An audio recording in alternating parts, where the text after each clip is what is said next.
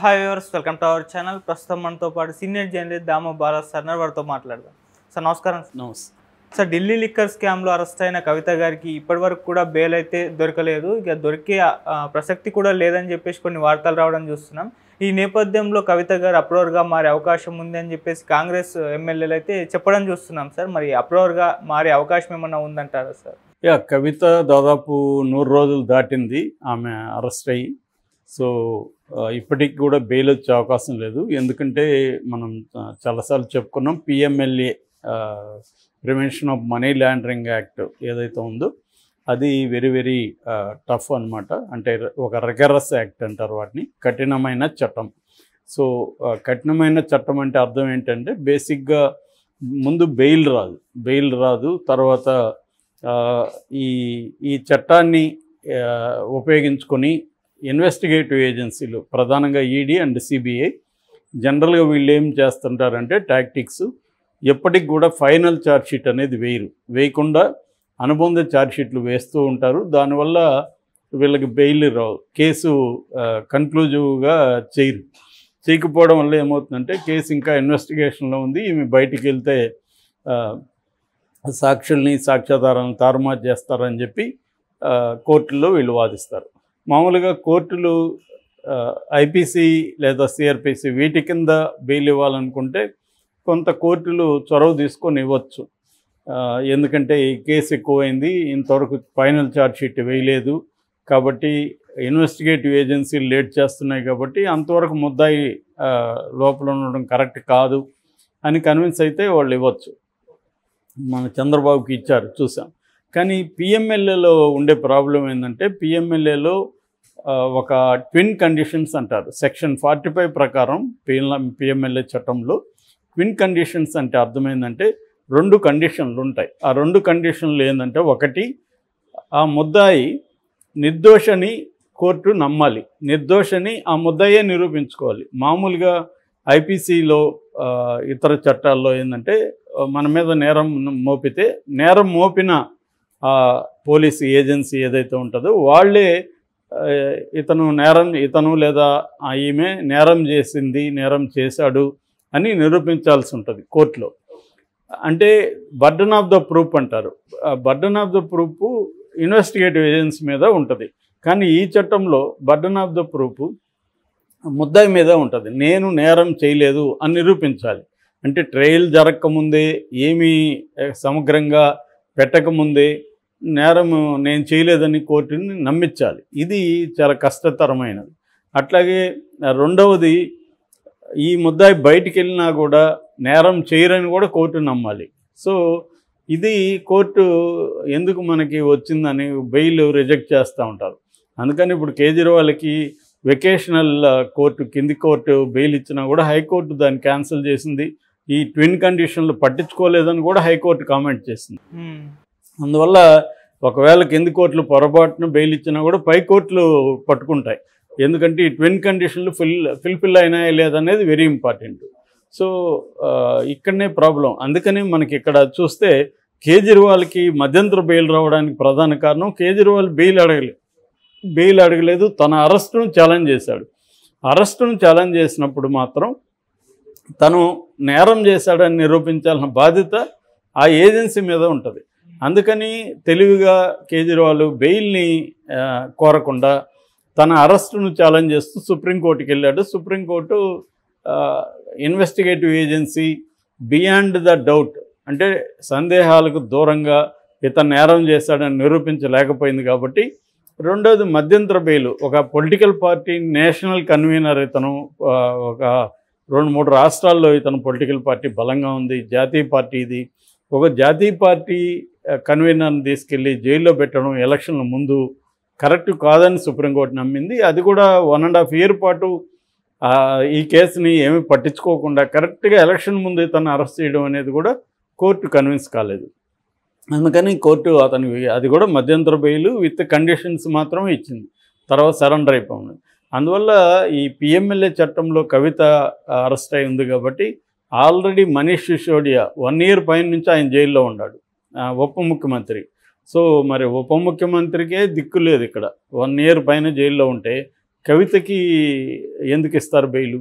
So కవితకు కూడా minimum ఇప్పుడు 3 నెలలు అయిపోయింది.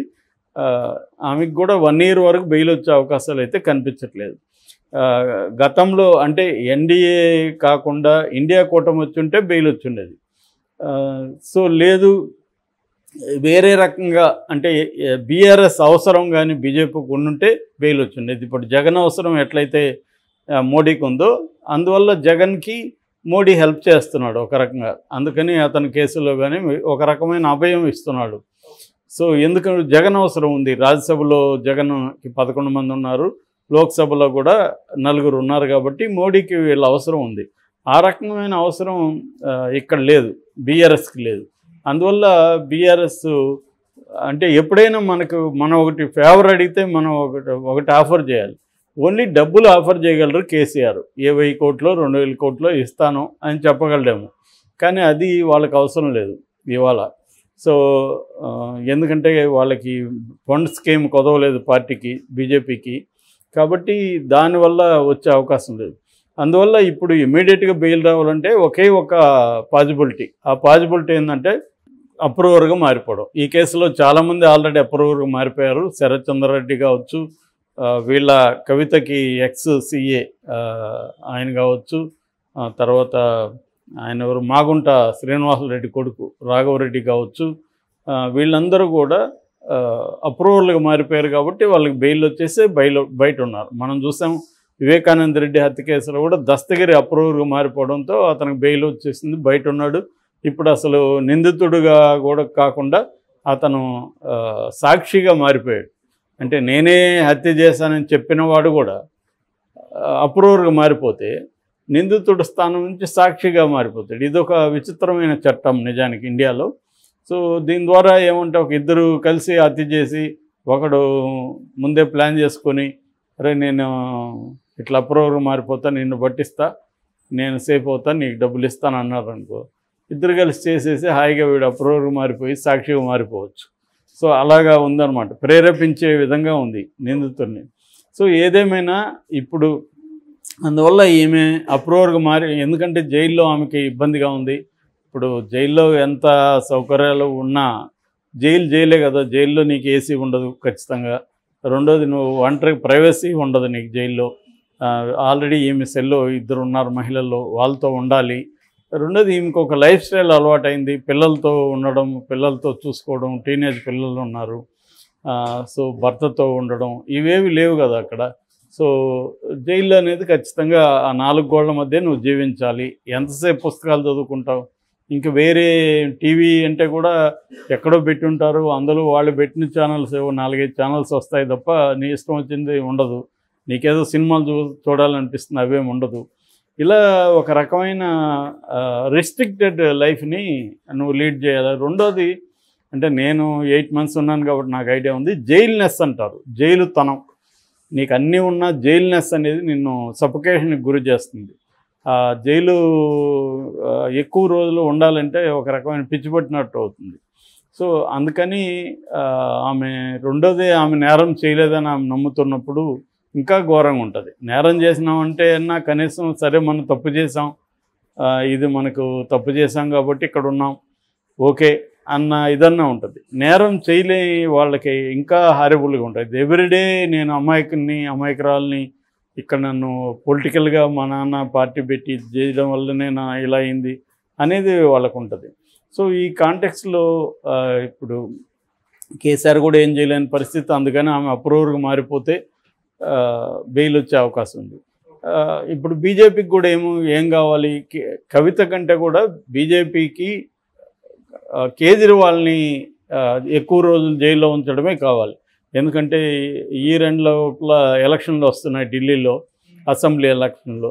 అప్పటి వరకు కేజ్రీవాల్ని ఇట్లా పెట్టి కేజ్రీవాల్ అవినీతి పరుడు అని ప్రచారం చేస్తే ఢిల్లీ అసెంబ్లీ కూడా తమ కైవసం అయ్యే అవకాశం ఉంది వాళ్ళకి. అందుకని దాని ద్వారా వాళ్ళకి రేపు రాజ్యసభ మెంబర్స్ కూడా పెరిగే అవకాశం ఉంది.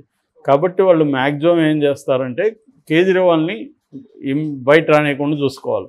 అలాగా కవిత కానీ అప్రూవర్గా మారితే ఇంకా కేసు స్ట్రాంగ్ అవుతుంది. కేజ్రీవాల్కి బెయిల్ అనేది ఇప్పట్లో రాదు. ఆల్రెడీ నిన్న సిబిఐ కేసులో కేజ్రీవాల్కి మళ్ళీ 14 రోజులు రిమాండ్ వచ్చింది.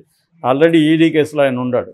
కాబట్టి కవిత, అందుకని కవిత ఎక్కడ అప్రూవర్ మారిపోతుందని కేసీఆర్ భయపడి తన కొడుకుని పంపించాడు ఢిల్లీకి అని. ఇప్పుడు నిన్న హరీష్ రావు కూడా వెళ్ళాడు, మారద్దని చెప్తున్నారని అంటున్నారు. ఈయన కాంగ్రెస్ ఎమ్మెల్యే శ్రీనివాసరెడ్డి ఇప్పుడు బాంబు పేల్చాడు నిన్న, ఆమె అప్రూవర్గా మారిపోతుందని నిన్న